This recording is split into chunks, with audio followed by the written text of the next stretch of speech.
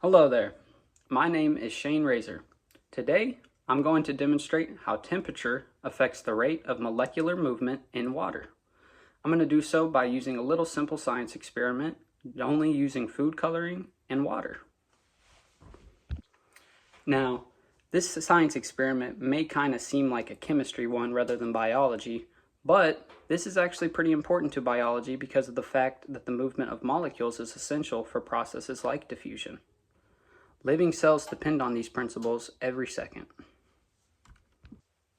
So today, I'll be comparing how food coloring spreads in 3 different temperatures of water. I will be using hot water, room temperature water, and cold water. This will help us understand how thermal energy affects kinetic energy at a molecular level. Also, don't worry, I promise not to make too many corny science jokes. Actually, never mind, I'm absolutely making at least 2. As for my controlled variables, I will be using the same glass and the same size for each of them.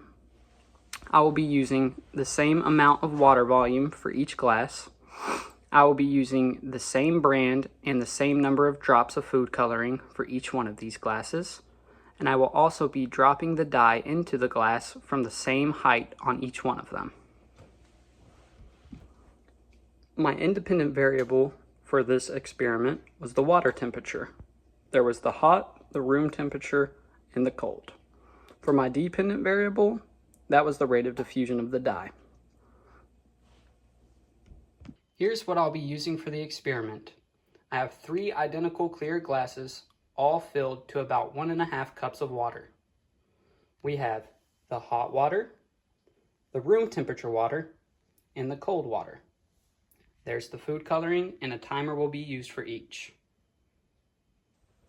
For my hypothesis, I believe if water temperature increases, then food coloring will diffuse faster because heat gives water molecules more kinetic energy, causing them to move and bump into other molecules at a faster pace.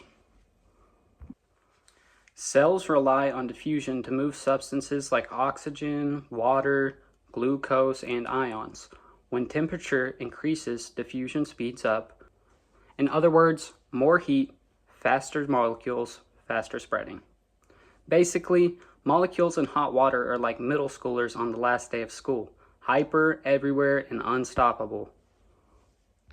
Okay, now let's get to the fun part and actually do this experiment. So we have the hot water, room temperature water, and the cold water. I'll start off by putting the food coloring into the normal water because it's a baseline condition. Room temperature water represents any molecule that's just living in this normal environment. All right, first let's start off by measuring the temperature of the room temperature water.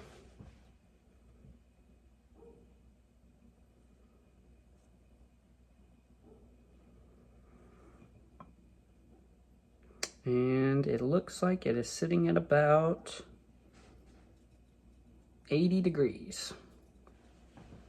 Okay.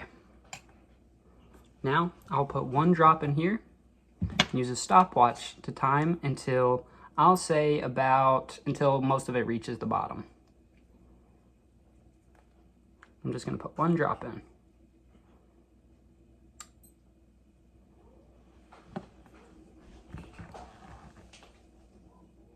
As you can see, it's already moving a lot, so there is some molecular movement and diffusion going on already.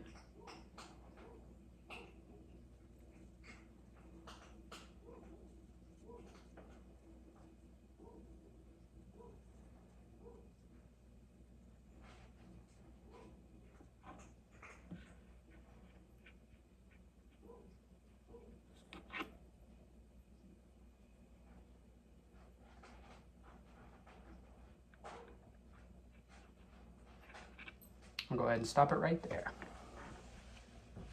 So we can see, it's kind of hard to see. About 40 seconds. Now we will follow these same steps and do so for the hot water. First, let's get that temperature.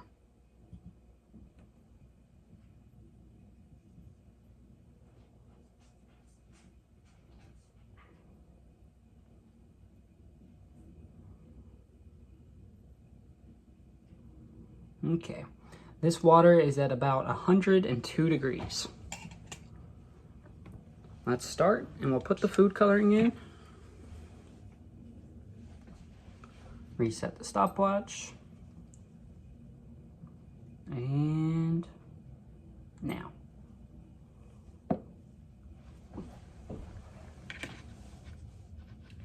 Yeah, and I can already tell this thing is moving around a whole lot quicker.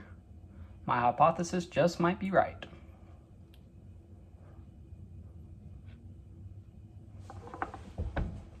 In hot water, the molecules have increased thermal energy, which means they vibrate a whole lot more rapidly, therefore moving around a lot more rapidly.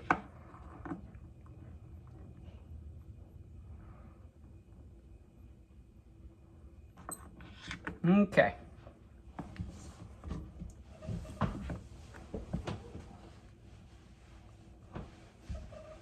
As you can see, that one took about 35 seconds. That is 5 seconds quicker. Therefore, so far, my hypothesis is correct. Now for our final glass of water, the cold water. First off, let's see just how cold she is.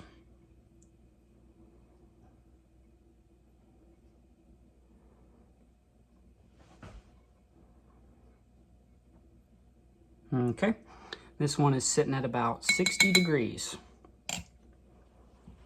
Now for the food coloring.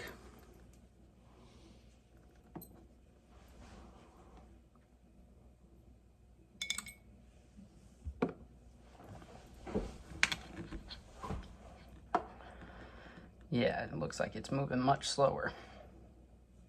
Might want to cue the Jeopardy music. We might be here a while.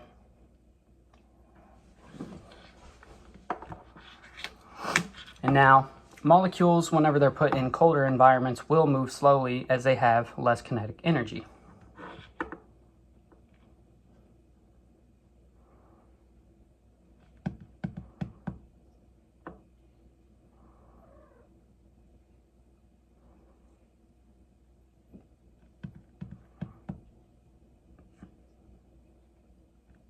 It's in hibernation mode.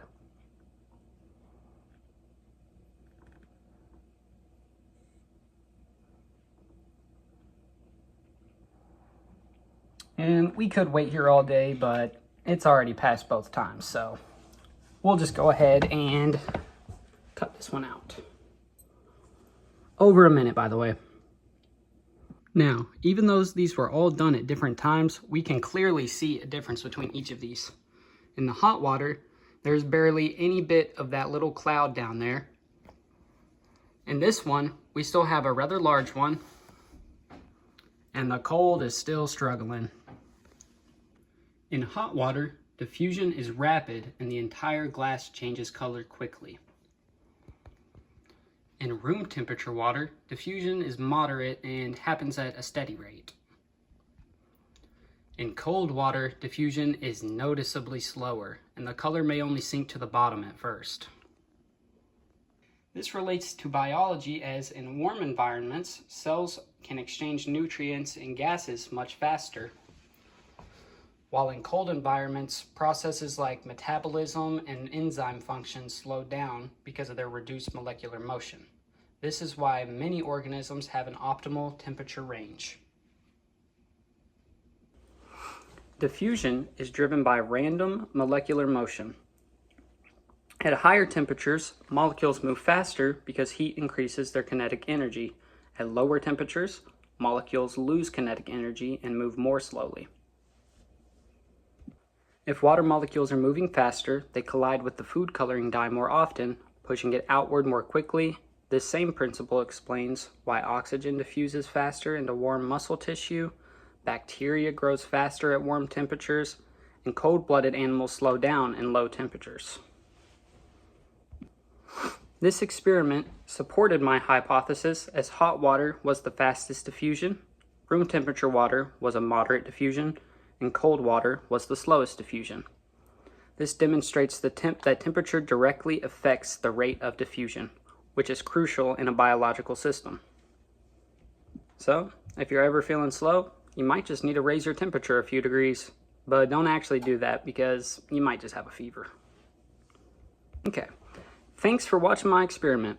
I hope this helped explain how molecular motion changes with temperature and why diffusion is such a fundamental biological process. If you want to try this experiment at home, just remember, the molecules are what did all the work. I'm just here for the dramatic commentary.